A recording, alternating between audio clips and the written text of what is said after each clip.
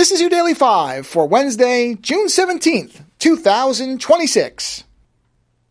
I came across an article over on Aftermath that was talking about the unexpected success of a solitaire-based game titled Forbidden Solitaire.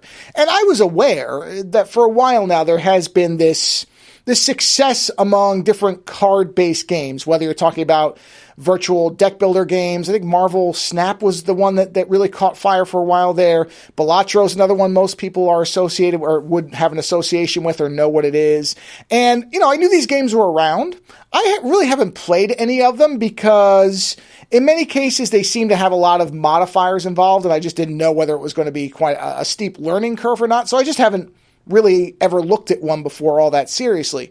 But I was reading this article, which I really was not reading intending to actually buy the game from, but the more I read about what the premise of the game was and I watched the trailer for, I was really interested in it because what Forbidden Solitaire is doing is it is using the basics of a solitaire game with some light modifiers, at least so far. I haven't finished the game, but I'd say I'm probably 30% into it based on what other people have the hours I've seen from others who've completed it. It's not a particularly long game, but I played it, and actually I'll link to the stream I did of it because I thought, let me just play around with this thing. And of course, my mic stopped working and I didn't notice for a little while, so there's going to be a period where I'm not talking, but what else is new? But anyway, I looked at the game's trailer and I thought, wow, this really is by people who are trying to recreate this era of video games where there was a lot of full motion video adventure titles out. They were often made with a lot of love, if not necessarily technical excellence. And I mean, that's what makes them worth revisiting now, at least to look at, if not to play. I've talked before about how I follow a number of YouTube channels that cover games of that era, like Sean Son, Grimbeard, Tango Mushi, Dungeon Chill.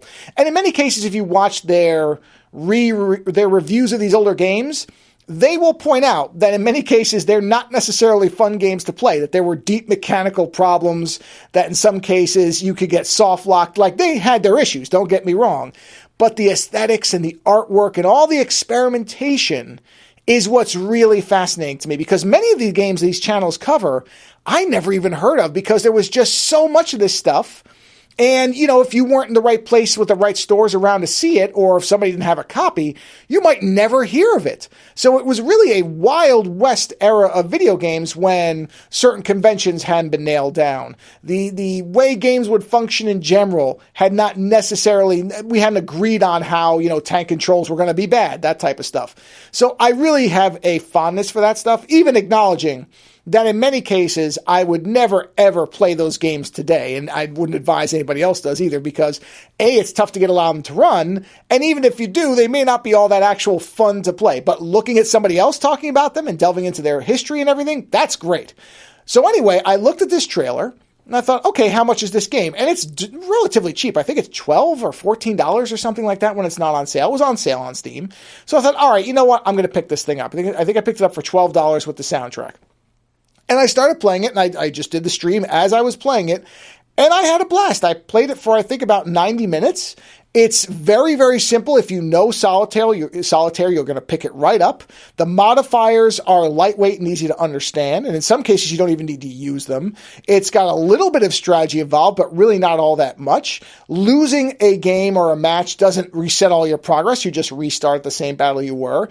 And the story it's telling does feel very much of the time from the games I remember playing. So it really is just a nice attempt to recreate, and I think a largely successful attempt to recreate a style of video game that used to exist and pairing it with a game that most people can pick up and play very easily. So it's actually one that I would recommend to anybody except people who don't like solitaire. If you don't like solitaire, this game is not going to turn you around on that. There's just no getting around that. So if you don't like solitaire, forget it. Don't even look at it. But if you do, and you want to play a game that really does, in many ways, recapture, even in some of the social media of the time, which is not social media, it's mostly news reports and these very, very terrible files of like QuickTime type movies. If you want to get a good recreation of many of the trappings of the time, then this game is actually a lot of fun. And like I said, relatively cheap, not all that long, not much of a commitment. So if you have any appreciation for that 90s era aesthetic, then I would absolutely recommend trying out Forbidden Solitaire because it's an awful lot of fun. Later.